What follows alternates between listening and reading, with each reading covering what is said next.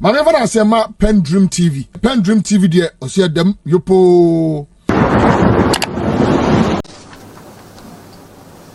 Lately, government has put in position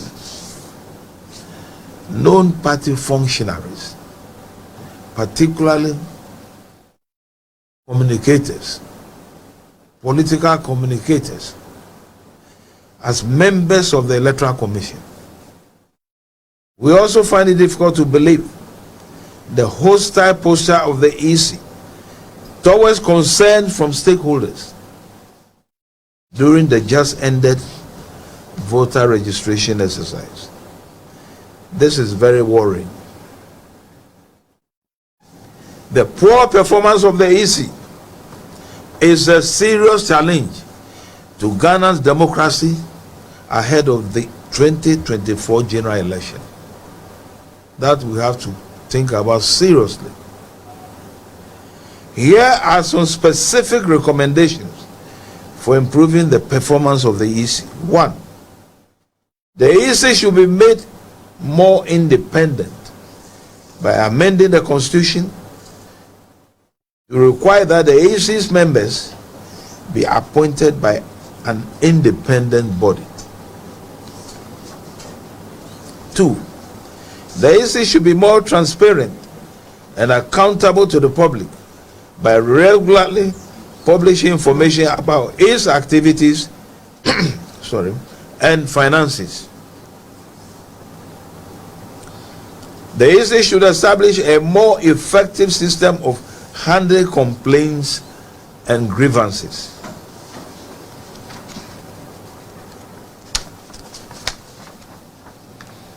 And lastly, the EC should conduct regular audits of its operations to identify and address weaknesses. We need to be alert, knowing that there is constant military overthrows in Africa. You all know it. The reason, or the very reason, why these coup d'etats are happening in Africa are also being experienced in this country. So, the government should address these important matters as we go ahead into the 2024 as an election year.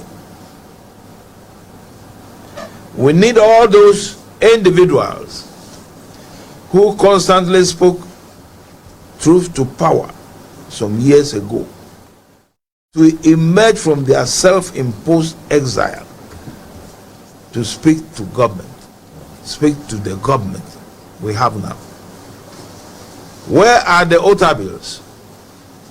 Duncan Williams, Reverend Martey, Archbishop Palmer Buckle, Doug Heward Mills, the many civil society organizations, and critical journalists.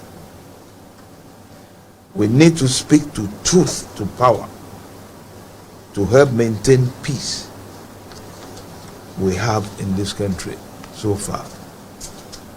Any failure to go by the tenets of our own democratic principles will turn this country upside down.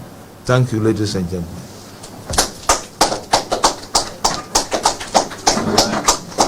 Thank you so much. Just some few seconds for those who have your how do you call it, your mics here, to reposition them in front of General, so that General will have the next speak.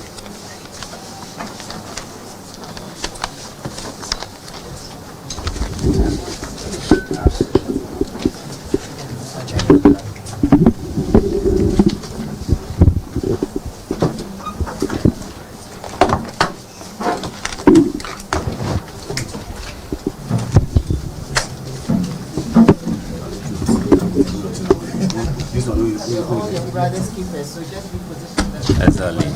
Yeah.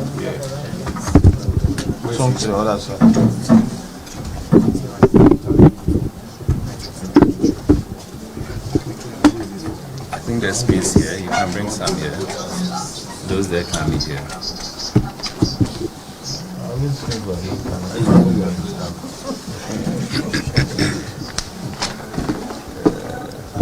Is a great source of power, adding to your options, knowing that quality and standard remains intact and our content, which is accepted as truth and accuracy every day, is accessible on the go. Access your favorite daily graphic and our weeklies, The Mirror, Graphic Business, Graphic Showbiz, Junior Graphic.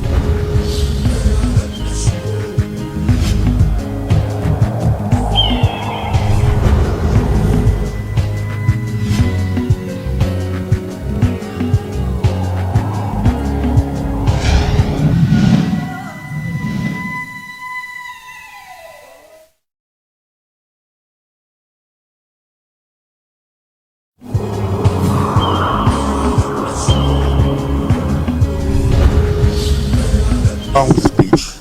In fact, I've not prepared any speech at all. What I'll be doing is to comment on a few issues raised by my dear someone I will call young old man. He's only 81, what I'm around 87. So he is just coming up. He's made some very interesting remarks that I want to comment on. Then more importantly, open the floor to you to ask pertinent questions, and you can ask any question. We will endeavor to answer you when it comes to that. That's right. My good old friend mentioned a few issues that I want to comment on, then come to my own little speech, which I'll deliver to you extempore. You talk about me having coup experiences. I really hate coups. But truly, coups have taken place in Ghana, and I've been a witness to them, but not part of them. There's only one coup that I was part of it, for a good reason. The palace coup of 1978, that removed Nyarho from power, simply because the military didn't want to get involved in politics. So the idea was to get out of politics. And because Nyarho was in the way, as chief of staff, I spearheaded that move to have a change of government, what we normally call palace coup.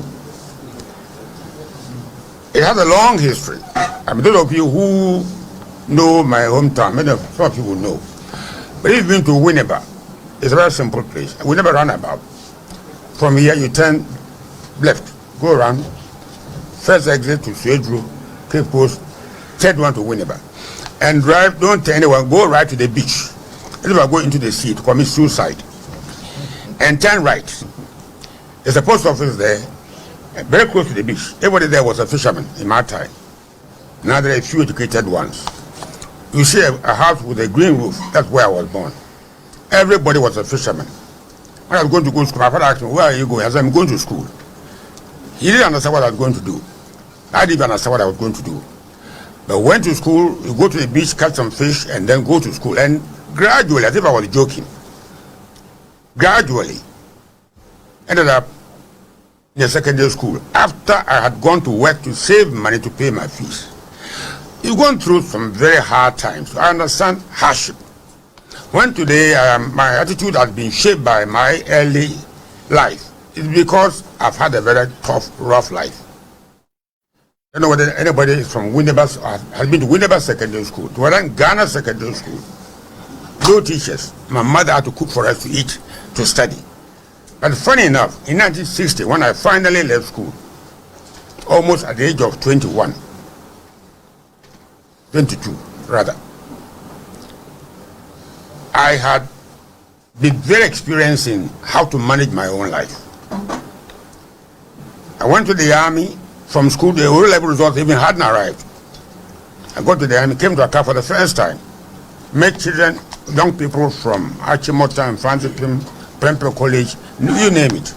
But you see, this poor little boy from Winneba was tough and determined to succeed. Was tough, determined to succeed. Came to Accra, knew nobody. But then there were white people running the army. Nkrumah set up the Ghana Military Academy very early, recruiting people. I was bold and brave enough to fight my way through life. came to the academy at Teshi in 1960, October 1st, 1960. And when they were choosing people to go and have further studies in Britain, the famous Royal Military Academy, there were people from Archibald and Fantipim, Pemper College, all kinds of good schools. This poor little fishing village boy from Winneba, whose father was a fisherman, was paid to go to Sandhurst, the topmost school in the world, army school. That is enough for you. But I am coming from a background of experience and proper education. When I was in Britain in 1961, September 61, we were taken to House of Commons, House of Lords, to explain democracy at work. House of Lords first. In my army uniform, poor little boy, didn't even know that I would come to Accra. Ended up in Britain, at House of Commons, House of Lords, to teach you what democracy means, what the military is, vis-a-vis political institutions of the state. So you are properly educated to understand life ahead of us. Now, so when Doctor mentioned, for example, that I've experienced in coup d'etats, I came to hate coup d'etats because I got to know that the military were subservient to the political authority. This is what we should also get it clear. We are going to have democracy, so the army should be subservient to the political authority. So that when later in life, I left the army very late. At the age of 42, I retired. I've been drawing pension for so many years now. I forgot even how long. Because the government couldn't tolerate us. You don't understand politics. They don't understand the military. So they want to make it politician. You can't make me a politician. It's when I left the army, and I said, now go and do politics. And then, see what you can do for your country. But I didn't go into the army with a barrel of a gun and say, I'm going to seize power and run a gun. That wasn't the way we were brought up. So you'll find that right from the beginning of my life, our lives, we're involved in politics, as my dear old friend said, not because we want to get into politics and run Ghana. Far from it. Make sure that our institutions of state function. The military is not a political party. The military doesn't belong to the NPP. It doesn't belong to the NDC. It belongs to the state of Ghana. So when a chief of defense staff, you have got a president elected by the people. You who represent the people, you become loyal to the president no matter what party he comes from. The one President Liman in 1979, that I was a young, difficult person and fired me. He didn't understand the army. He fired me, I was young, full of action, but I didn't bother. You see, so when we are building a democracy, the institutions of states, of the democracy we are trying to establish, a government of the people, by the people, for the people, should be allowed to function. My dear friend mentioned quite a few of these things. That is why we are here this morning. I did not come here and talk to you. When my dear friend, President, he told you, I was one of the closest friends of his in 1998. I was a campaign manager. But most politicians don't like honest military people. They don't like them. Because you don't tell lies. I don't know how to lie. I'll tell the truth. The truth is sometimes bitter. You don't want to hear it. In 2021, 2 years and a month ago, September, I saw what is going on. We saw it coming. When I say we, it's not with Dr. Tamakloe, but a gentleman called Ashton Larson. I don't know whether you know if you know him. He's the oldest surviving chief of defense staff.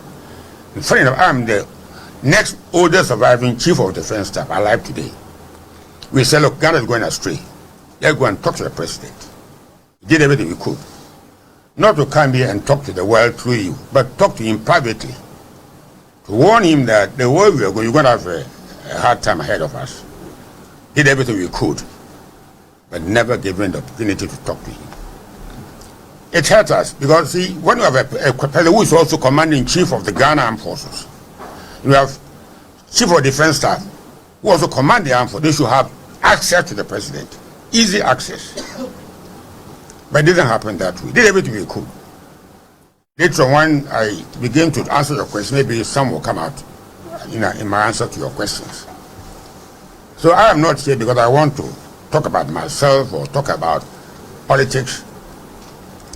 If the proper things have been done, that's 37. You can figure out how old I am. So our meeting you here is to let you know that we are in a crisis. Maybe you don't see it. But if you were around in 1979, I don't know how many of you were around, June 4th, old enough to understand what happened. When my next door neighbor, you may have read somewhere, a general by name Colonel Eninfo, the only crime was that he was in charge of the tribunal trying the Rollins for his 15th of May attempt at the government. Our houses were next door. That night of June 4th, himself, his wife, next a 10-month-old baby was slaughtered. So we are not joking here. This matter we are talking about, it's not joking. Look at what's going on in Palestine. Look at the death, how death is arriving from everywhere. Ghana should be careful. Don't think that it's all fine. June 3rd, 1979 was beautiful. That night, everything changed. There was people like General Akuffo, General Prefa, these were fantastic officers were taken and shot. It wasn't a joke. So we, those here, should, open our eyes. Don't play with it. It's a serious matter. Otherwise, Dr. Nyarho, Tamakloe, and myself wouldn't come and sit down here and say this to you. But because we failed to get access to the political authority of the day, we thought, look, let us talk to the press, through them to the ordinary people, to understand that we should be careful. If you watch TV and see the death going on, that kind of thing going on in Palestine today, I don't watch TV. I get angry. I get upset that ordinary people who are not soldiers are being slaughtered. I don't think this is far away from us, so we should, not bother about it. We should bother about it. So I am here today. I don't normally like making noise. I like doing things very quietly. But politicians, I have to warn them. They are my friends. I joined the APP. I stood for Winneba 1996. And my opponent was Mike Hammer. We became good friends ever since. Today, you should become enemies. We are fighting for the good of humanity in Ghana. So the NPP should be the enemy of the NDC. The winner take all. You will take everything. As if Ghana has been a booty, if attack and conquered Ghana by war. No, it shouldn't be like that. So rather than me talking and on and on and on, I'd rather pause for a moment and let you, anything you want to. I'm not the economist, but I've got enough sense to answer any question on economics. I bought some banana, I'll show it to you, which I grew in my house, which is like quarry site. In fact, I grew banana, and that beautiful banana in Accra here. And one ball of kenke, we eat kenke 3 times a day. And one ball of kenke costs as much as my house in Cantonment. Then something is wrong with the economy. You don't want to be an economist. Yeah. Common sense tells something is wrong. Something is wrong. Now, we'll talk about political. This morning, a station called me and said, you're coming to have a press audience with the press. Be careful, hooligans don't attack you. No. And I said, I've gone through June 4th. So nothing can terrify me. Let us put all this aside and build a country worthy. Ghana was the first country in Black Africa to become independent in 1957. And look at where we are today. All our institutions have been destroyed over the years since Nkrumah's overthrow. So our children they go to university. I didn't go to university. I didn't get anywhere. Not even any good school. But my head, my humility, my hard work took me to where I am. They'll build these institutions so that tomorrow, at age 87, if I'm lucky, God give me 3 more years. I'm 90. 90 is a long age. I'm gone, I'm tired. But your children, my grandchildren, should be able to carry on. And so that is why we had this meeting with you this morning to let you know that we are worried about the direction which we are taking. Most of it, as I mentioned in Dr. Tamakloe's paper. I don't need to repeat them. I don't support military coups, as I have said. So when they are carrying our sub-region, Mali, Guinea, Niger, the ECOWAS says march and go and remove them from power. Who should march? You march and we follow you. So go and remove them. See whether those people are overthrown there, did they deserve to be overthrown? I don't encourage military to take over power. I don't do that. But when you are given power, manage the country in such a way that the military will not feel comfortable interfering with your government. The way you behave. One of the coups, there are so many of them. I brought a soldier from Gondabas from my house in Bamakan. I took my wife and children away because it was a very dangerous situation. Soldier, I don't know who the hell he was. He stepped in my hall, I was in my bedroom with a rifle. I didn't know who he was. But I wasn't scared because I trusted him. Politicians don't trust anybody. I don't know what's wrong with them. They will usually get what they want and throw you away. Everywhere, not only here. Everywhere. All of them are like the same. Let's build a country that is worthy of its name. Let's do that. So when the time comes for you to ask any question, ask me anything. If I don't know, I will tell I don't know. But if I know, I will not hide anything from you. So,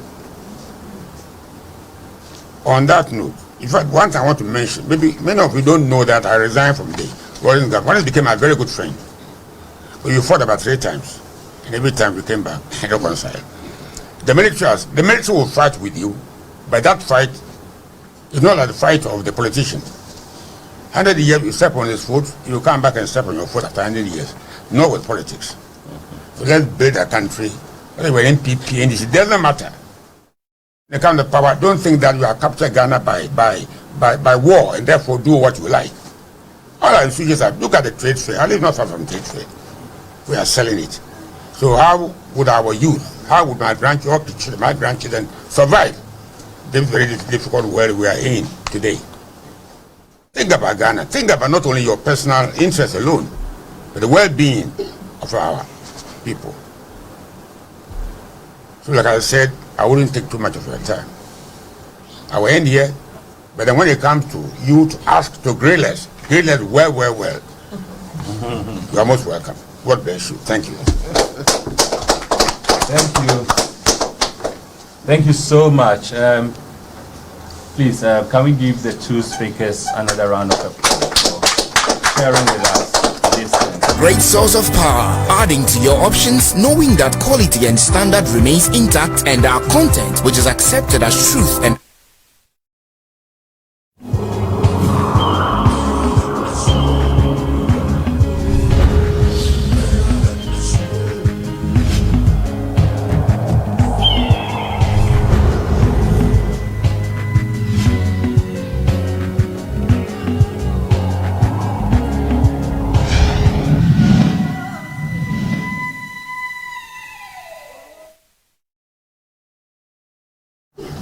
it has been very tough for him because he just didn't know how to sell Ghana, seeing all the weak indicators and the rest. So clearly speaking, there is something wrong as far as our current state is concerned. Someone has said that we seem to be developing a so-called democracy or practicing a so-called democracy, but we are rather using it to steal from the ordinary citizen. Amena PENDREAM TV ase. Now so far so good. Say open online portal e wo Ghana. Nipa share, nipa follow, nipa comment here. To my best of knowledge, without any biases, PENDREAM TV.